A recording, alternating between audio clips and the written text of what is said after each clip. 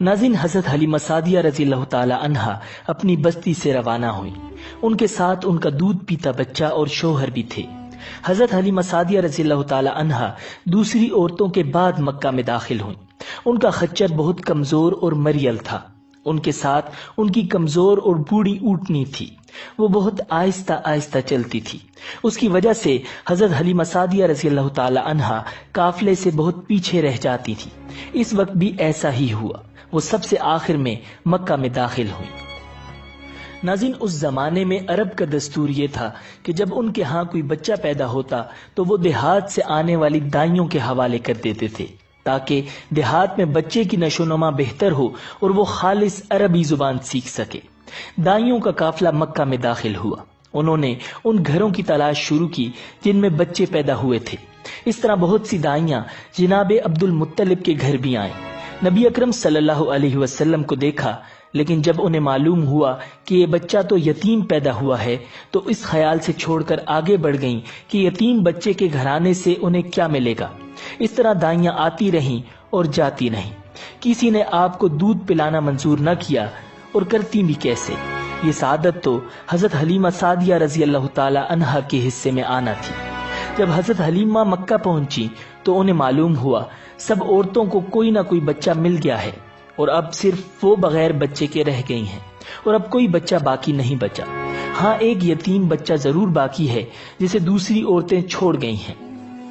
حلیمہ سعدیہ نے اپنے شوہر عبداللہ بن حارث سے کہا، خدا کی قسم مجھے یہ بات بہت ناگوار گزر رہی ہے کہ میں بچے کے بغیر جاؤں جبکہ دوسری سب عورتیں بچے لے کر جائیں۔ یہ مجھے تانے دیں گی، اس لیے کیوں نہ ہم اسی یتیم بچے کو لے لیں۔ عبداللہ بن حارث بولے، کوئی حرج نہیں، ہو سکتا ہے اللہ اسی بچے کے ذریعے ہمیں خیر و برکت عطا فرما دے۔ چنانچہ حضرت حلیمہ سعدیہ رضی اللہ تعالی عنہا عبد المطلب کے گھر گئیں۔ جناب عبد المطلب اور حضرت آمنہ نے انہیں خوش آمدید کہا۔ پھر آمنہ انہیں بچے کے پاس لے آئیں۔ آپ اس وقت ایک اونی چادر میں لپٹے ہوئے تھے۔ وہ چادر سفید رنگ کی تھی۔ آپ کے نیچے ایک سبز رنگ کا ریشمی کپڑا پڑا تھا۔ آپ سیدھے لیٹے ہوئے تھے۔ آپ کی سانس کی آواز کے ساتھ مشک کی سی خوشبو نکل کر پھیل رہی تھی۔ حضرت حلیمہ سعدیہ رضی اللہ تعالی عنہا آپ کے حسن و جمال کو دیکھ کر حیرت زدہ رہ گئیں۔ آپ اس وقت سوئے ہوئے تھے۔ انہوں نے جگانا مناسب نہ سمجھا، لیکن جو ہی انہوں نے پیار سے اپنا ہاتھ آپ کے سینے پر رکھا، آپ مسکرا دیے اور آنکھیں کھول کر ان کی طرف دیکھنے لگے۔ حضرت حلیمہ سعدیہ رضی اللہ تعالی عنہا فرماتی ہیں، میں نے دیکھا آپ کی آنکھوں سے ایک نور نکلا جو آسمان تک پہنچ گیا۔ میں نے آپ کو گود میں اٹھا کر آپ کی دونوں آنکھوں کے درمیانی جگہ پر پیار کیا۔ پھر میں نے آپ کی والدہ اور عبد المطلب سے اجازت چاہی۔ بچے کے لیے قافلے میں آئی۔ میں نے آپ کو دودھ پلانے کے لیے گود میں لٹایا تو آپ دائیں طرف سے دودھ پینے لگے۔ پہلے میں نے بائیں طرف سے دودھ پلانا چاہا، لیکن آپ نے اس طرف سے دودھ نہ پیا۔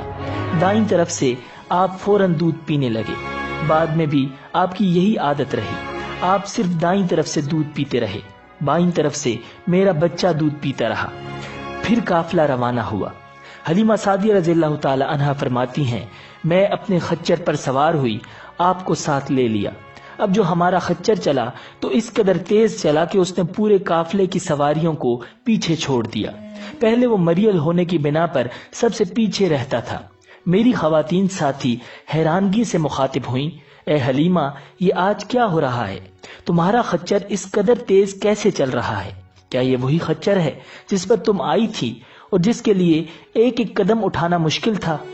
جواب میں نے ان سے کہا، بے شک یہ وہی خچر ہے، اللہ کی قسم اس کا معاملہ عجیب ہے۔ پھر یہ لوگ بنو سعد کی بستی پہنچ گئے۔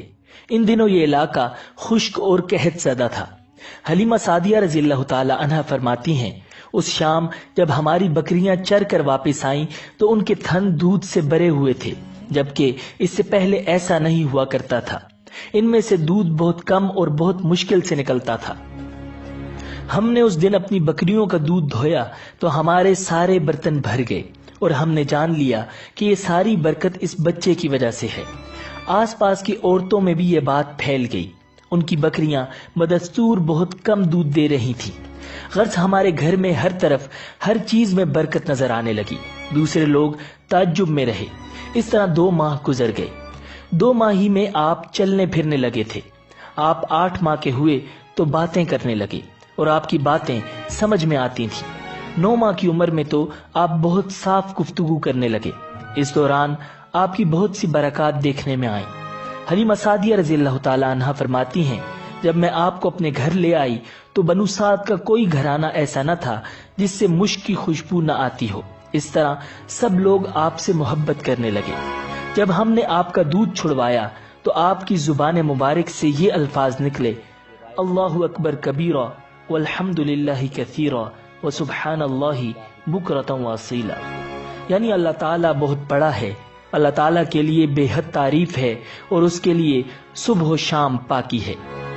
پھر جب آپ صلی اللہ علیہ وسلم 2 سال کے ہو گئے تو ہم آپ کو لے کر آپ کی والدہ کے پاس آئے۔ اس عمر کو پہنچنے کے بعد بچوں کو ماں باپ کے حوالے کر دیا جاتا تھا۔ ادھر ہم آپ کی برکات دیکھ چکے تھے اور ہماری آرزو تھی کہ آپ کچھ اور مدت ہمارے پاس رہیں۔ چنانچہ ہم نے اس بارے میں آپ کی والدہ سے بات کی۔ ان سے یوں کہا، آپ ہمیں اجازت دیجئے کہ ہم بچے کو 1 سال اور اپنے پاس رکھیں۔ میں ڈرتی ہوں کہیں اس پر مکہ کی بیماریوں اور آب و ہوا کا اثر نہ ہو جائے۔ جب ہم نے ان سے بار بار کہا تو حضرت آمنہ مان گئیں اور ہم آپ کو پھر اپنے گھر لے آئے۔ جب آپ کچھ بڑے ہو گئے تو باہر نکل کر بچوں کو دیکھتے تھے، وہ آپ کو کھیلتے نظر آتے، آپ ان کے نزدیک نہ جاتے۔ ایک روز آپ نے مجھ سے پوچھا، امی جان کیا بات ہے دن میں میرے بھائی بہن نظر نہیں آتے؟ آپ اپنے دودھ شریک بھائی عبداللہ اور بہنوں انیسہ اور شیمہ کے بارے میں پوچھ رہے تھے۔ حضرت حلیمہ رضی اللہ تعالی عنہا فرماتی ہیں، میں نے آپ کو بتایا وہ صبح سویرے بکریاں چرانے جاتے ہیں، شام کے بعد گھر آتے ہیں۔ یہ جان کر آپ نے فرمایا، تب مجھے بھی ان کے ساتھ بھیج دیا کریں۔ اس کے بعد آپ اپنے بہن بھائیوں کے ساتھ جانے لگے۔ آپ خوش خوش جاتے اور واپس آتے۔ ایسے میں ایک دن میرے بچے خوفزدہ انداز میں دوڑتے ہوئے آئے اور گھبرا کر بولے، امی جان جلدی چلیے ورنہ بھائی محمد ختم ہو جائیں گے۔ یہ سن کر تو ہمارے ہوش اڑ گئے۔ دوڑ کر وہاں پہنچے، ہم نے آپ کو دیکھا، آپ کھڑے ہوئے تھے، رنگ اڑا ہوا تھا، چہرے پر زردی چھائی ہوئی تھی، اور یہ اس لیے نہیں تھا کہ آپ کو سینہ چاک کیے جانے سے کوئی تکلیف ہوئی تھی، بلکہ ان فرشتوں کو دیکھ کر آپ کی یہ حالت ہوئی تھی۔ حضرت حلیمہ سعدیہ رضی اللہ تعالی عنہا فرماتی ہیں، ہم نے آپ سے پوچھا کیا ہوا تھا؟ آپ نے بتایا، میرے پاس 2 آدمی آئے تھے، وہ سفید کپڑے پہنے ہوئے تھے۔ ان دونوں میں سے ایک نے کہا، کیا یہ وہی ہیں؟ دوسرے نے جواب دیا، ہاں یہ وہی ہیں۔ پھر وہ دونوں میرے قریب آئے، مجھے پکڑا اور لٹا دیا۔ اس کے بعد انہوں نے میرا پیٹ چاک کیا اور اس میں سے کوئی چیز تلاش کرنے لگے۔ آخر انہیں وہ چیز مل گئی اور انہوں نے اسے باہر نکال کر پھینک دیا۔ میں نہیں جانتا وہ کیا چیز تھی۔ ناظرین، وہ دونوں حضرت جبرائیل اور حضرت میکائیل علیہ السلام تھے۔ اس چیز کے بارے میں دوسری روایات میں یہ وضاحت ملتی ہے کہ وہ سیاہ رنگ کا ایک دانہ سا تھا۔ یہ انسان کے جسم میں شیطان کا گھر ہوتا ہے اور شیطان انسان کے بدن میں یہیں سے اثرات ڈالتا ہے۔ حضرت حلیمہ سعدیہ رضی اللہ تعالی عنہا فرماتی ہیں، پھر ہم آپ کو گھر لے آئے۔ اس وقت میرے شوہر عبداللہ بن حارث نے مجھ سے کہا، حلیمہ مجھے ڈر ہے کہیں اس بچے کو کوئی نقصان نہ پہنچ جائے، اس لیے اسے اس کے گھر والوں کے پاس پہنچا دو۔ میں نے کہا ٹھیک ہے۔ پھر ہم آپ کو لے کر مکہ کی طرف روانہ ہوئے۔ جب میں مکہ کے بالائی علاقے میں پہنچی تو آپ اچانک غائب ہو گئے۔ میں حواس باختہ ہو گئی۔ حلیمہ سعدیہ فرماتی ہیں، میں پریشانی کی حالت میں مکہ پہنچی۔ آپ کے دادا عبد المطلب کے پاس پہنچتے ہی میں نے کہا، میں آج رات محمد کو لے کر آ رہی تھی، جب میں بالائی علاقے میں پہنچی تو وہ اچانک کہیں گم ہو گئے۔ اب خدا کی قسم میں نہیں جانتی وہ کہاں ہے۔ عبد المطلب یہ سن کر فوراً کعبہ کے پاس کھڑے ہو گئے۔ انہوں نے آپ کے مل جانے کے لیے دعا کی، پھر آپ کی تلاش میں روانہ ہوئے۔ ان کے ساتھ ورقہ بن نوفل بھی تھے۔ غرض دونوں تلاش کرتے کرتے تہامہ کی وادی میں پہنچے۔ ایک درخت کے نیچے انہیں ایک لڑکا کھڑا نظر آیا۔ اس درخت کی شاخیں بہت گھنی تھی۔ عبد المطلب نے پوچھا، لڑکے تم کون ہو؟ حضور صلی اللہ علیہ وسلم چونکہ اس وقت تک قد نکال چکے تھے، اس لیے عبد المطلب پہچان نہ سکے۔ آپ کا قد تیزی سے بڑھ رہا تھا۔ جواب میں آپ نے فرمایا، میں محمد بن عبداللہ بن عبد المطلب ہوں۔ یہ سن کر عبد المطلب بولے، تم پر میری جان قربان، میں ہی تمہارا دادا عبد المطلب ہوں۔ پھر انہوں نے آپ کو اٹھا کر سینے سے لگایا اور رونے لگے۔ آپ کو گھوڑے پر اپنے آگے بٹھایا اور مکہ کی طرف چلے۔ گھر آ کر انہوں نے بکریاں اور گائیں ذبح کی اور مکے والوں کی دعوت کی۔ آپ کے مل جانے کے بعد حضرت حلیمہ سعدیہ جب حضرت آمنہ کے پاس آئیں تو انہوں نے پوچھا، حلیمہ اب آپ بچے کو کیوں لے آئیں؟ آپ کی تو خواہش تھی کہ یہ ابھی آپ کے پاس اور رہیں۔ انہوں نے جواب دیا، یہ اب بڑے ہو گئے ہیں اور اللہ کی قسم میں اپنی ذمہ داری پوری کر چکی ہوں۔ میں خوف محسوس کرتی رہتی ہوں کہ کہیں انہیں کوئی حادثہ نہ پیش آ جائے، لہٰذا انہیں آپ کے سپرد کرتی ہوں۔ حضرت آمنہ کو یہ جواب سن کر حیرت ہوئی، بولی، مجھے سچ سچ بتاؤ ماجرا کیا ہے؟ تب انہوں نے سارا حال کہہ سنایا۔ حلیمہ سعدیہ نے دراصل کئی عجیب و غریب واقعات دیکھے تھے۔ ان واقعات کی وجہ سے وہ بہت پریشان ہو گئی تھی۔ پھر سینہ مبارک چاک کیے جانے والا واقعہ پیش آیا تو وہ آپ کو فوری طور پر واپس کرنے پر مجبور ہو گئیں۔ وہ چند واقعات حضرت حلیمہ سعدیہ رضی اللہ تعالی عنہا اس طرح بیان کرتی ہیں، ایک مرتبہ یہودیوں کی ایک جماعت میرے پاس سے گزری۔ یہ لوگ آسمانی کتاب تورات کو ماننے کا دعویٰ کرتے تھے۔ میں نے ان سے کہا، کیا آپ لوگ میرے اس بیٹے کے بارے میں کچھ بتا سکتے ہیں؟ ساتھ ہی میں نے حضور اکرم صلی اللہ علیہ وسلم کی پیدائش کے بارے میں انہیں تفصیلات سنائیں۔ یہودی تفصیلات سن کر آپس میں کہنے لگے، اس بچے کو قتل کر دینا چاہیے۔ یہ کہہ کر انہوں نے پوچھا، کیا یہ بچہ یتیم ہے؟ میں نے ان کی بات سن لی تھی کہ وہ ان کے قتل کا ارادہ کر رہے ہیں، سو میں نے جلدی سے اپنے شوہر کی طرف اشارہ کرتے ہوئے کہا، نہیں، یہ رہے اس بچے کے باپ۔ تب انہوں نے کہا، اگر یہ بچہ یتیم ہوتا تو ہم ضرور اسے قتل کر دیتے۔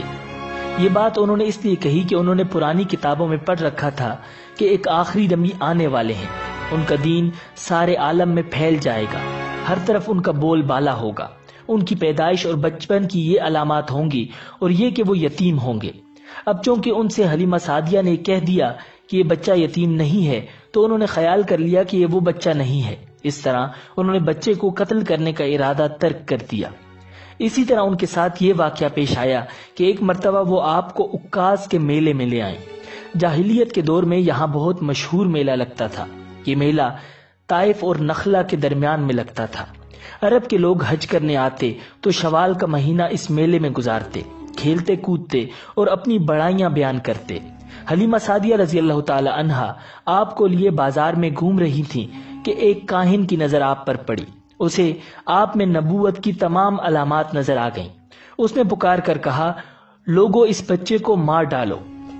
حلیمہ اس کاہن کی بات سن کر گھبرا گئیں اور جلدی سے وہاں سے سرک گئیں۔ اس طرح اللہ تعالیٰ نے حضور صلی اللہ علیہ وسلم کی حفاظت فرمائی۔ میلے میں موجود تمام لوگوں نے کاہن کی آواز سن کر ادھر ادھر دیکھا کہ کس بچے کو قتل کرنے کے لیے کہا گیا ہے، مگر انہیں وہاں کوئی بچہ نظر نہیں آیا۔ اب لوگوں نے کاہن سے پوچھا کہ کیا بات ہے، آپ کس بچے کو مار ڈالنے کے لیے کہہ رہے تھے؟ اس نے ان لوگوں کو بتایا، میں نے ابھی ایک لڑکے کو دیکھا ہے، معبودوں کی قسم وہ تمہارے دین کے ماننے والوں کو قتل کرے گا، تمہارے بتوں کو توڑے گا اور وہ تم سب پر غالب آئے گا۔ یہ سن کر لوگ آپ کی تلاش میں ادھر ادھر دوڑے لیکن ناکام رہے۔ حلیمہ سعدیہ آپ صلی اللہ علیہ وسلم کو لیے واپس آ رہی تھیں کہ ذی الحجاز سے ان کا گزر ہوا۔ یہاں بھی میلہ لگا ہوا تھا۔ اس بازار میں ایک نجومی تھا، لوگ اس کے پاس اپنے بچوں کو لے کر آتے تھے۔ وہ بچوں کو دیکھ کر ان کی قسمت کے بارے میں اندازے لگاتا تھا۔ حلیمہ سعدیہ اس کے نزدیک سے گزری تو نجومی کی نظر حضور اکرم صلی اللہ علیہ وسلم پر پڑی۔ نجومی کو آپ صلی اللہ علیہ وسلم کی مہر نبوت نظر آ گئی، ساتھ ہی آپ صلی اللہ علیہ وسلم کی آنکھوں کی خاص سرخی اس نے دیکھ لی۔ وہ چلا اٹھا، اے عرب کے لوگو، اس لڑکے کو قتل کر دو، یہ یقیناً تمہارے دین کے ماننے والوں کو قتل کرے گا، تمہارے بتوں کو توڑے گا اور تم پر غالب آئے گا۔ یہ کہتے ہوئے وہ آپ کی طرف جھپٹا، لیکن اسی وقت وہ پاگل ہو گیا اور اسی پاگل پن میں مر گیا۔ ناظرین، ایک اور واقعہ سیرت ابن حشام میں ہے کہ حبشہ کے عیسائیوں کی ایک جماعت حضور اکرم صلی اللہ علیہ وسلم کے پاس سے گزری۔ اس وقت آپ صلی اللہ علیہ وسلم حلیمہ سعدیہ کے ساتھ تھے اور وہ آپ کو آپ کی والدہ کے حوالے کرنے جا رہی تھی۔ ان عیسائیوں نے آپ صلی اللہ علیہ وسلم کے مونڈوں کے درمیان مہر نبوت کو دیکھا۔ اور آپ صلی اللہ علیہ وسلم کی آنکھوں کی سرخی کو بھی دیکھا۔ انہوں نے حلیمہ سعدیہ سے پوچھا، کیا اس بچے کی آنکھوں میں کوئی تکلیف ہے؟ انہوں نے جواب دیا، نہیں، کوئی تکلیف نہیں، یہ سرخی تو ان کی آنکھوں میں قدرتی ہے۔ ان عیسائیوں نے کہا، تب اس بچے کو ہمارے حوالے کر دو، ہم اسے اپنے ملک لے جائیں گے۔ یہ بچہ پیغمبر اور بڑی شان والا ہے، ہم اس کے بارے میں سب کچھ جانتے ہیں۔ حلیمہ سعدیہ اس سنتے ہی وہاں سے جلدی سے دور چلی گئیں، یہاں تک کہ آپ صلی اللہ علیہ وسلم کو آپ صلی اللہ علیہ وسلم کی والدہ کے پاس پہنچا دیا۔ ناظرین، ان واقعات میں جو سب سے اہم واقعہ ہے وہ سینہ مبارک چاک کرنے والا تھا۔ روایات سے یہ بات ثابت ہے کہ آپ صلی اللہ علیہ وسلم کے سینہ مبارک پر سلائی کے نشانات موجود تھے، جیسا کہ آج کل ڈاکٹر حضرات آپریشن کے بعد ٹانکے لگاتے ہیں۔ ٹانکے کھول دیے جانے کے بعد بھی سلائی کے نشانات موجود رہتے ہیں۔ اس واقعے کے بعد حلیمہ سعدیہ اور ان کے خاوند نے فیصلہ کیا کہ اب بچے کو اپنے پاس نہیں رکھنا چاہیے۔ جب حضرت حلیمہ سعدیہ رضی اللہ تعالی عنہا نے آپ صلی اللہ علیہ وسلم کو حضرت آمنہ کے حوالے کیا، اس وقت آپ صلی اللہ علیہ وسلم کی عمر 4 سال تھی۔ ایک روایت یہ ملتی ہے کہ اس وقت عمر شریف 5 سال تھی۔ ایک تیسری روایت کے مطابق عمر مبارک 6 سال ہو چکی تھی۔ جب حلیمہ سعدیہ نے آپ صلی اللہ علیہ وسلم کو حضرت آمنہ کے حوالے کیا تو اس کے کچھ دنوں بعد حضرت آمنہ انتقال کر گئیں۔ والدہ کا سایہ بھی سر سے اٹھ گیا۔ حضرت آمنہ کی وفات مکہ اور مدینہ کے درمیان ابوا کے مقام پر ہوئی۔ آپ کو یہیں دفن کیا گیا۔ ہوا یہ کہ آپ صلی اللہ علیہ وسلم کی والدہ آپ صلی اللہ علیہ وسلم کو لے کر اپنے میکے مدینہ منورہ گئیں۔ آپ صلی اللہ علیہ وسلم کے ساتھ ام ایمن بھی تھی۔ ام ایمن کہتی ہیں، ایک دن مدینہ کے 2 یہودی میرے پاس آئے اور بولے، ذرا محمد کو ہمارے سامنے لاؤ، ہم انہیں دیکھنا چاہتے ہیں۔ اور وہ آپ صلی اللہ علیہ وسلم کو ان کے سامنے لے آئیں۔ انہوں نے اچھی طرح دیکھا، پھر ایک نے اپنے ساتھی سے کہا، یہ اس امت کا نبی ہے اور یہ شہر ان کی ہجرت گاہ ہے، یہاں زبردست جنگ ہوگی، قیدی پکڑے جائیں گے۔ آپ صلی اللہ علیہ وسلم کی والدہ کو یہودیوں کی اس بات کا پتہ چلا تو آپ ڈر گئیں اور آپ صلی اللہ علیہ وسلم کو لے کر مکہ کی طرف روانہ ہوئی، مگر راستے ہی میں ابوا کے مقام پر وفات پا گئیں۔ ناظرین، حضرت آمنہ کے انتقال کے 5 دن بعد ام ایمن آپ صلی اللہ علیہ وسلم کو لے کر مکہ پہنچی۔ آپ کو عبد المطلب کے حوالے کیا۔ آپ کے یتیم ہو جانے کا انہیں اتنا صدمہ تھا کہ بیٹے کی وفات پر بھی اتنا نہیں ہوا تھا۔ عبد المطلب کے لیے کعبہ کے سائے میں ایک قالین بچھایا جاتا تھا، وہ اس پر بیٹھا کرتے تھے۔ ان کا احترام اس قدر تھا کہ کوئی اور اس قالین پر بیٹھتا نہیں تھا، چنانچہ ان کے بیٹے اور قریش کے سردار اس قالین کے چاروں طرف بیٹھتے تھے۔ لیکن رسول اللہ صلی اللہ علیہ وسلم وہاں تشریف لاتے تو سیدھے اس قالین پر جا بیٹھتے۔ اس وقت آپ ایک تندرست لڑکے تھے، آپ کی عمر 9 سال کے قریب ہو چلی تھی۔ آپ کے چچا عبد المطلب کے ادب کی وجہ سے آپ کو اس قالین سے ہٹانا چاہتے تو عبد المطلب کہتے، میرے بیٹے کو چھوڑ دو، اللہ کی قسم یہ بہت شان والا ہے۔ پھر وہ آپ کو محبت سے اس فرش پر بٹھاتے، آپ کی کمر پر شفقت سے ہاتھ پھیرتے، آپ کی باتیں سن سن کر حد درجے خوش ہوتے رہتے تھے۔ کبھی وہ دوسروں سے کہتے، میرے بیٹے کو یہیں بیٹھنے دو، اسے خود بھی احساس ہے کہ اس کی بڑی شان ہے، اور میری آرزو ہے یہ اتنا بلند رتبہ پائے جو کسی عرب کو اس سے پہلے حاصل نہ ہوا ہو اور نہ بعد میں کسی کو حاصل ہو سکے۔ ناظرین، ایک روز بنو مدلج کے کچھ لوگ حضرت عبد المطلب سے ملنے کے لیے آئے۔ ان کے پاس اس وقت آپ صلی اللہ علیہ وسلم بھی تشریف فرما تھے۔ بنو مدلج کے لوگوں نے آپ کو دیکھا۔ یہ لوگ قیافہ شناس تھے، یعنی آدمی کا چہرہ دیکھ کر اس کے مستقبل کے بارے میں اندازے بیان کرتے تھے۔ انہوں نے عبد المطلب سے کہا، اس بچے کی حفاظت کریں، اس لیے کہ مقام ابراہیم پر جو حضرت ابراہیم علیہ السلام کے قدم کا نشان ہے، اس بچے کے پاؤں کا نشان بالکل اس نشان سے ملتا جلتا ہے۔ اس قدر مشابہت ہم نے کسی اور کے پاؤں کے نشان میں نہیں دیکھی۔ ہمارا خیال ہے یہ بچہ نرالی شان کا مالک ہوگا، اس لیے اس کی حفاظت کریں۔ ناظرین، مقام ابراہیم خانہ کعبہ میں وہ پتھر ہے جس پر حضرت ابراہیم علیہ السلام کعبہ کی تعمیر کے وقت کھڑے ہوئے تھے۔ معجزے کے طور پر اس پتھر پر ابراہیم علیہ السلام کے پیروں کے نشان پڑ گئے تھے۔ لوگ اس پتھر کی زیارت کرتے ہیں، یہی مقام ابراہیم ہے۔ چونکہ آپ حضرت ابراہیم علیہ السلام کی نسل سے ہیں، اس لیے ان کی پاؤں کی مشابہت آپ میں ہونا قدرتی بات تھی۔ ناظرین، ایک روز حضرت عبد المطلب خانہ کعبہ میں حجر اسود کے پاس بیٹھے ہوئے تھے۔ ایسے میں ان کے پاس نجران کے عیسائی آ گئے۔ ان میں ایک پادری بھی تھا۔ اس پادری نے عبد المطلب سے کہا، ہماری کتابوں میں ایک ایسے نبی کی علامات ہیں جو اسماعیل علیہ السلام کی اولاد میں ہونا باقی ہے۔ یہ شہر اس کی جائے پیدائش ہوگا، اس کی یہ نشانیاں ہوگی۔ ابھی یہ بات ہو رہی تھی کہ کوئی شخص آپ صلی اللہ علیہ وسلم کو لے کر وہاں آ پہنچا۔ پادری کی نظر جو ہی آپ پر پڑی وہ چونک اٹھا۔ آپ کی آنکھوں، کمر اور پیروں کو دیکھ کر وہ چلا اٹھا، وہ نبی یہی ہیں، یہ تمہارے کیا لگتے ہیں؟ عبد المطلب بولے، یہ میرے بیٹے ہیں۔ اس پر وہ پادری بولا، اوہ، تب یہ وہ نہیں ہو سکتے، اس لیے کہ ہماری کتابوں میں لکھا ہے کہ اس کے والد کا انتقال اس کی پیدائش سے پہلے ہو جائے گا۔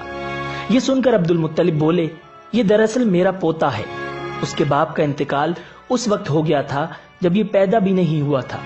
اس پر پادری بولا، ہاں، یہ بات ہوئی نا، آپ اس کی پوری طرح حفاظت کریں۔ ناظرین، حضرت عبد المطلب کی آپ صلی اللہ علیہ وسلم سے محبت کا یہ عالم تھا کہ کھانا کھانے بیٹھتے تو کہتے، میرے بیٹے کو لے آؤ۔ آپ تشریف لاتے تو عبد المطلب آپ کو اپنے پاس بٹھاتے، آپ کو اپنے ساتھ کھلاتے۔ بہت زیادہ عمر والے ایک صحابی ہیدا بن معاویہ رضی اللہ تعالی عنہ کہتے ہیں، میں ایک مرتبہ اسلام سے پہلے جاہلیت کے زمانے میں حج کے لیے مکہ معظمہ گیا۔ وہاں بیت اللہ کا طواف کر رہا تھا۔ میں نے ایک ایسے شخص کو دیکھا جو بہت بوڑھا اور بہت لمبے قد کا تھا۔ وہ بیت اللہ کا طواف کر رہا تھا اور کہہ رہا تھا، اے میرے پروردگار، میری سواری کو محمد کی طرف پھیر دے اور اسے میرا دست و بازو بنا دے۔ میں نے اس بوڑھے کو جب یہ شعر پڑھتے سنا تو لوگوں سے پوچھا، یہ کون ہے؟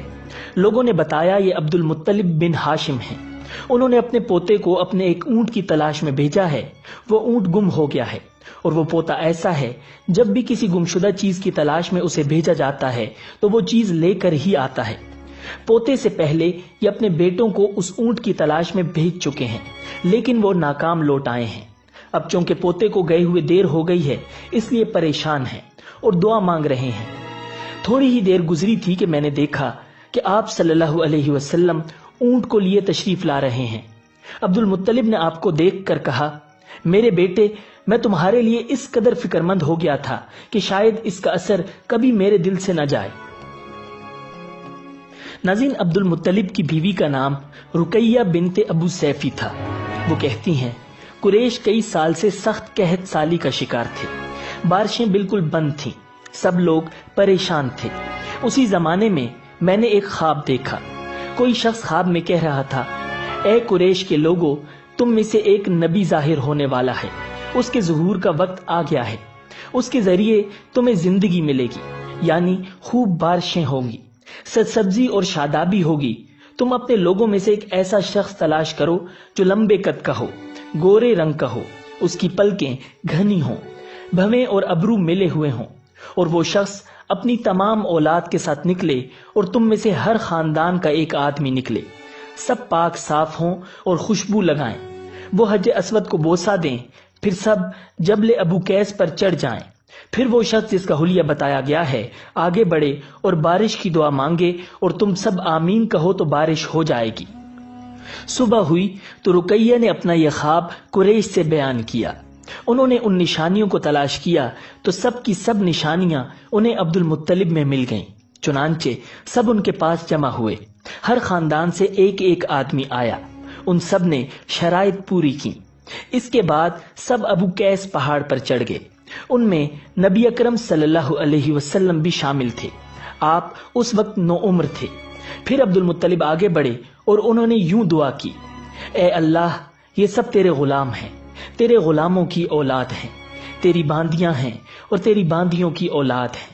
ہم پر جو برا وقت آ پڑا ہے تو دیکھ رہا ہے، ہم مسلسل قحط سالی کا شکار ہیں۔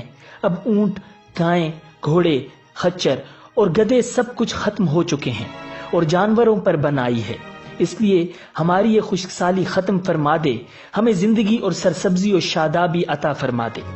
ابھی یہ دعا مانگ ہی رہے تھے کہ بارش شروع ہو گئی، وادیاں پانی سے بھر گئیں، لیکن اس بارش میں ایک بہت عجیب بات ہوئی، اور وہ عجیب بات یہ تھی کہ قریش کو یہ سیرابی ضرور حاصل ہوئی، مگر یہ بارش قبیلہ کیس اور قبیلہ مضر کی قریبی بستیوں میں بالکل نہ ہوئی۔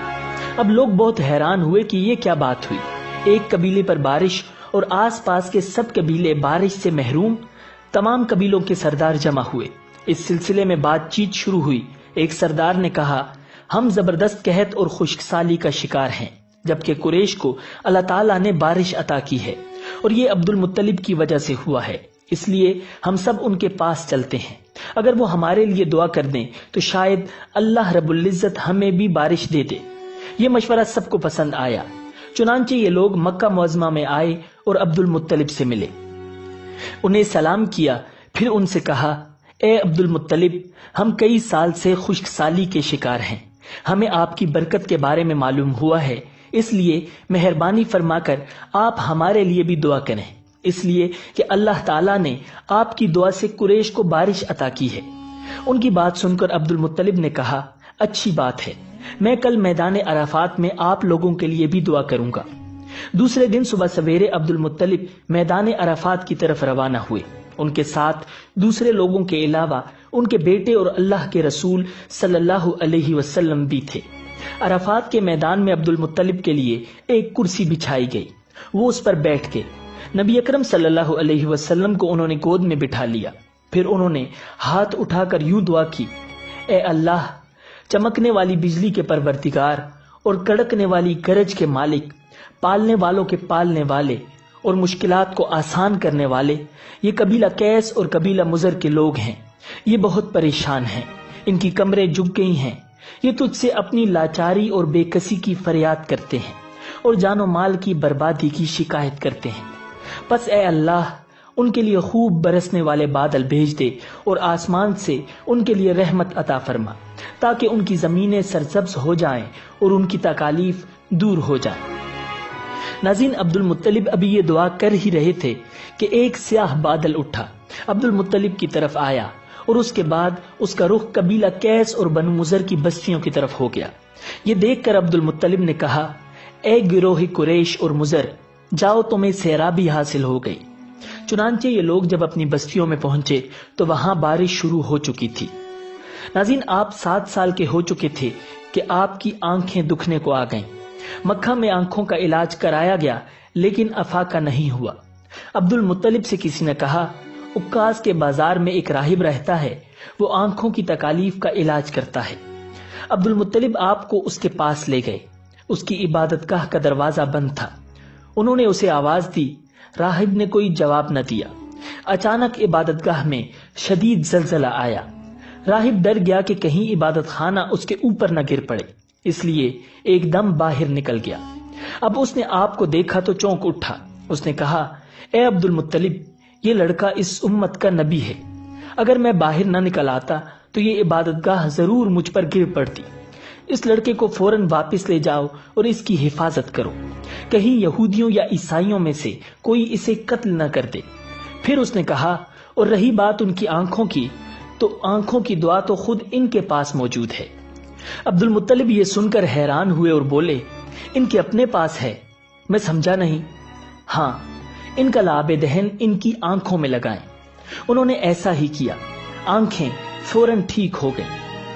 ناظرین، پرانی آسمانی کتابوں میں آپ صلی اللہ علیہ وسلم کی بہت سی نشانیاں لکھی ہوئی تھی، اس کی تفصیل بہت دلچسپ ہے۔ یمن میں ایک قبیلہ حمیر تھا، وہاں ایک شخص سیف بن یزن تھا، وہ سیف حمیری کہلاتا تھا۔ کسی زمانے میں اس کے باپ دادا اس ملک پر حکومت کرتے تھے، لیکن پھر حبشیوں نے یمن پر حملہ کیا اور اس پر قبضہ کر لیا، وہاں حبشیوں کی حکومت ہو گئی۔ 70 سال تک یمن حبشیوں کے قبضے میں رہا۔ جب یہ سیف بڑا ہوا تو اس کے اندر اپنے باپ دادا کا ملک آزاد کرانے کی امنگ پیدا ہوئی، چنانچہ اس نے ایک فوج تیار کی، اس فوج کے ذریعے حبشیوں پر حملہ کیا اور انہیں یمن سے بھگا دیا۔ اس طرح وہ باپ دادا کے ملک کو آزاد کرانے میں کامیاب ہو گیا، وہاں کا بادشاہ بن گیا۔ یہ یمن عرب کا علاقہ تھا۔ جب اس پر حبشیوں نے قبضہ کیا تو عربوں کو بہت افسوس ہوا۔ 70 سال بعد جب یمن کے لوگوں نے حبشیوں کو نکال باہر کیا تو عربوں کو بہت خوشی ہوئی۔ ان کی خوشی کی ایک وجہ تو یہ تھی کہ انہی حبشیوں نے ابرہہ کے ساتھ مکہ پر چڑھائی کی تھی۔ چاروں طرف سے عربوں کے وفد سیف کو مبارکباد دینے کے لیے آنے لگے۔ قریش کا بھی ایک وفد مبارک دینے کے لیے کیا۔ اس وفد کے سردار عبد المطلب تھے۔ یہ وفد جب یمن پہنچا تو سیف اپنے محل میں تھا۔ اس کے سر پر تاج تھا، سامنے تلوار رکھی تھی اور حمیری سردار اس کے دائیں بائیں بیٹھے تھے۔ سیف کو قریش کے وفد کی آمد کے بارے میں بتایا گیا۔ اسے یہ بھی بتایا گیا کہ لوگ کس رتبے کے ہیں۔ اس نے ان لوگوں کو آنے کی اجازت دے دی۔ یہ وفد دربار میں پہنچا۔ عبد المطلب آگے بڑھ کر اس کے سامنے جا کھڑے ہوئے۔ انہوں نے بات کرنے کی اجازت چاہی۔ سیف نے کہا، اگر تم بادشاہوں کے سامنے بولنے کے آداب سے واقف ہو تو ہماری طرف سے اجازت ہے۔ تب عبد المطلب نے کہا، اے بادشاہ، ہم کعبہ کے خادم ہیں، اللہ کے گھر کے محافظ ہیں، ہم آپ کو مبارکباد دینے آئے ہیں۔ یمن پر حبشی حکومت ہمارے لیے بھی بوجھ بنی ہوئی تھی، آپ کو مبارک ہو۔ آپ کے اس کارنامے سے آپ کے بزرگوں کو بھی عزت ملے گی اور آنے والی نسلوں کو بھی وقار حاصل ہوگا۔ سیف ان کے الفاظ سن کر بہت خوش ہوا، بے اختیار بول اٹھا، اے شخص، تم کون ہو؟ کیا نام ہے تمہارا؟ انہوں نے کہا، میرا نام عبد المطلب بن ہاشم ہے۔ سیف نے ہاشم کا نام سن کر کہا، تب تو تم ہماری بہن کے لڑکے ہو۔ عبد المطلب کی والدہ مدینے کے قبیلے خزرج کی تھی اور خزرج کا قبیلہ دراصل یمن کا تھا، اس لیے سیف نے ہاشم کا نام سن کر کہا، تب تو تم ہماری بہن کے لڑکے ہو۔ پھر اس نے کہا، ہم آپ سب کو خوش آمدید کہتے ہیں، آپ کے جذبات کی قدر کرتے ہیں۔ اس کے بعد قریش کے وفد کو سرکاری مہمان خانے میں ٹھہرا دیا گیا۔ ان کی خوب خاطر مدارت کی گئی، یہاں تک کہ 1 ماہ گزر گیا۔ 1 ماہ کی مہمان نوازی کے بعد سیف نے انہیں بلایا۔ عبد المطلب کو اپنے پاس بلا کر اس نے کہا، اے عبد المطلب، میں اپنے علم کے پوشیدہ رازوں میں سے ایک راز تمہیں بتا رہا ہوں۔ تمہارے علاوہ کوئی اور ہوتا تو میں ہرگز نہ بتاتا۔ تم اس راز کو اس وقت تک راز ہی رکھنا جب تک کہ خود اللہ تعالیٰ اس راز کو ظاہر نہ فرما دے۔ ہمارے پاس ایک پوشیدہ کتاب ہے، وہ پوشیدہ رازوں کا ایک خزانہ ہے، ہم دوسروں سے اس کو چھپا کر رکھتے ہیں۔ میں نے اس کتاب میں ایک بہت عظیم الشان خبر اور ایک بڑے خطرے کے بارے میں پڑھ لیا ہے، اور وہ آپ کے بارے میں ہے۔ عبد المطلب یہ باتیں سن کر حد درجے حیرت زدہ ہوئے اور پکار اٹھے، میں سمجھا نہیں آپ کہنا کیا چاہتے ہیں۔ سنو عبد المطلب، جب تہامہ کی وادی یعنی مکہ میں ایک ایسا بچہ پیدا ہو جس کے دونوں کندھوں کے درمیان بالوں کا گچھا یعنی مہر نبوت ہو تو اسے امامت اور سرداری حاصل ہوگی، اور اس کی وجہ سے تمہیں قیامت تک کے لیے اعزاز ملے گا، عزت ملے گی۔ عبد المطلب نے یہ سن کر کہا، اے بادشاہ، اللہ کرے آپ کو بھی ایسی خوشبختی میسر آئے۔ آپ کی ہیبت مجھے روک رہی ہے، ورنہ میں آپ سے پوچھتا کہ اس بچے کا زمانہ کب ہوگا۔ بادشاہ نے جواب میں کہا، یہی اس کا زمانہ ہے، وہ اسی زمانے میں پیدا ہوگا یا پیدا ہو چکا ہے۔ اس کا نام محمد ہوگا۔ اس کی والدہ کا انتقال ہو جائے گا، اس کے دادا اور چچا اس کی پرورش کریں گے۔ ہم بھی اس کے آرزو مند رہے کہ وہ بچہ ہمارے ہاں پیدا ہو۔ اللہ تعالیٰ اسے کھلے عام ظاہر فرمائے گا اور اس کے لیے ہم میں سے یعنی مدینے کے قبیلے خزرج میں اس نبی کے مددگار بنائے گا۔ ان کے ذریعے اس نبی کے خاندان اور قبیلے والوں کو عزت حاصل ہوگی، اور ان کے ذریعے اس کے دشمنوں کو ذلت ملے گی، اور ان کے ذریعے وہ تمام لوگوں سے مقابلہ کرے گا، اور ان کے ذریعے زمین کے اہم علاقے فتح ہو جائیں گے۔ وہ نبی رحمان کی عبادت کرے گا، شیطان کو دھمکائے گا، آتش کدوں کو ٹھنڈا کرے گا یعنی آگ کے پجاریوں کو مٹائے گا، بتوں کو توڑ ڈالے گا۔ اس کی ہر بات آخری فرمان ہوگی۔ اس کے احکامات انصاف والے ہوں گے۔ وہ نیک کاموں کا حکم دے گا، خود بھی ان پر عمل کرے گا، برائیوں سے روکے گا، ان کو مٹا ڈالے گا۔ ناظرین، عبد المطلب نے سیف بن یزن کو دعا دی، پھر کہا، کچھ اور تفصیل بیان کریں۔ بات ڈھکی چھپی ہے اور علامتیں پوشیدہ ہیں، مگر اے عبد المطلب، اس میں شبہ نہیں کہ تم اس کے دادا ہو۔ عبد المطلب یہ سن کر فوراً سجدے میں گر گئے، اور پھر سیف نے ان سے کہا، اپنا سر اٹھاؤ، اپنی پیشانی اونچی کرو۔ اور مجھے بتاؤ جو کچھ میں نے تم سے کہا ہے کیا تم نے ان میں سے کوئی علامت اپنے ہاں دیکھی ہے؟ اس پر عبد المطلب نے کہا ہاں میرا ایک بیٹا تھا، میں اسے بہت چاہتا تھا۔ میں نے ایک شریف اور معزز لڑکی آمنہ بنت وہب بنت عبد مناف سے اس کی شادی کر دی۔ وہ میری قوم کے انتہائی باعزت خاندان سے تھی۔ اس سے میرے بیٹے کے ہاں ایک بیٹا پیدا ہوا، میں نے اس کا نام محمد رکھا۔ اس بچے کا باپ اور ماں دونوں فوت ہو چکے ہیں۔ اب میں اور اس کا چچا ابو طالب اس کی دیکھ بھال کرتے ہیں۔ اب سیف نے ان سے کہا میں نے تمہیں جو کچھ بتایا ہے وہ واقعہ اسی طرح ہے۔ اب تم اپنے پوتے کی حفاظت کرو، اسے یہودیوں سے بچائے رکھو، اس لیے کہ وہ اس کے دشمن ہیں۔ یہ اور بات ہے کہ اللہ تعالیٰ ہرگز ان لوگوں کو ان پر قابو نہیں پانے دے گا، اور میں نے جو کچھ آپ کو بتایا ہے اس کا اپنے قبیلے والوں سے ذکر نہ کرنا۔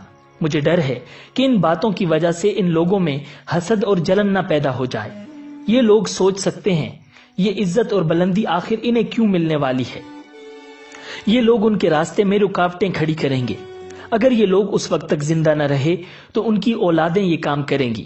اگر مجھے یہ معلوم نہ ہوتا کہ اس نبی کے ظہور سے پہلے ہی موت مجھے آ لے گی تو میں اپنے اونٹوں اور قافلے کے ساتھ روانہ ہوتا اور ان کی سلطنت کے مرکز یثرب پہنچتا، کیونکہ میں اس کتاب میں یہ بات پاتا ہوں کہ شہر یثرب ان کی سلطنت کا مرکز ہوگا، ان کی طاقت کا سرچشمہ ہوگا، ان کی مدد اور نصرت کا ٹھکانہ ہوگا اور ان کی وفات کی جگہ ہوگی، اور انہیں دفن بھی یہی کیا جائے گا، اور ہماری کتاب پچھلے علوم سے بھری پڑی ہے۔ مجھے پتا ہے کہ اگر میں اسی وقت ان کی عظمت کا اعلان کروں تو خود ان کے لیے اور میرے لیے خطرات پیدا ہو جائیں گے۔ یہ ڈر نہ ہوتا تو میں اسی وقت ان کے بارے میں یہ تمام باتیں سب کو بتا دیتا، عربوں کے سامنے ان کی سربلندی اور اونچے رتبے کی داستانیں سنا دیتا، لیکن میں نے یہ راز تمہیں بتایا ہے، تمہارے ساتھیوں میں سے کسی کو نہیں بتایا۔ اس کے بعد اس نے عبد المطلب کے ساتھیوں کو بلایا، ان میں سے ہر ایک کو 10 حبشی غلام، 10 حبشی باندیاں اور دھاری دار یمنی چادریں، بڑی مقدار میں سونا چاندی، 100 اونٹ اور انبر کے بھرے ڈبے دیے۔ پھر عبد المطلب کو اس سے 10 گنا زیادہ دیا اور بولا سال گزرنے پر میرے پاس ان کی خبر لے کر آنا اور ان کے حالات بتانا۔ سال گزرنے سے پہلے ہی اس بادشاہ کا انتقال ہو گیا۔ عبد المطلب اکثر اس بادشاہ کا ذکر کیا کرتے تھے۔ ناظرین، آپ صلی اللہ علیہ وسلم کی عمر 8 سال کی ہوئی تو عبد المطلب کا انتقال ہو گیا۔ اس طرح ایک عظیم سرپرست کا ساتھ چھوٹ گیا۔ اس وقت عبد المطلب کی عمر 95 سال تھی۔ تاریخ کی بعض کتابوں میں ان کی عمر اس سے بھی زیادہ لکھی ہے۔ جس وقت عبد المطلب کا انتقال ہوا، آپ صلی اللہ علیہ وسلم ان کی چارپائی کے پاس موجود تھے۔ آپ رونے لگے۔ عبد المطلب کو اجون کے مقام پر ان کے دادا قصی کے پاس دفن کیا گیا۔ مرنے سے پہلے انہوں نے نبی اکرم صلی اللہ علیہ وسلم کو اپنے بیٹے ابو طالب کے حوالے کیا۔ اب ابو طالب آپ کے نگران ہوئے، انہیں بھی آپ سے بے تحاشا محبت ہو گئی۔ ان کے بھائی عباس اور زبیر بھی آپ کا بہت خیال رکھتے تھے۔ پھر زبیر بھی انتقال کر گئے تو آپ کی نگرانی آپ کے چچا ابو طالب ہی کرتے رہے۔ ناظرین، پھر کیسے حضرت ابو طالب نے آپ صلی اللہ علیہ وسلم کی پرورش کی اور اس کے بعد آپ صلی اللہ علیہ وسلم کی زندگی میں کیا حالات و واقعات پیش آئے، جاننے کے لیے سبسکرائب کیجئے ہمارا چینل اسلامک ورلڈ ویو اور دیکھیے سیرت نبوی صلی اللہ علیہ وسلم سیریز کا نیکسٹ ایپیسوڈ۔ ملتے ہیں بہت جلد ایک نئی ویڈیو کے ساتھ۔ اللہ نگہبان۔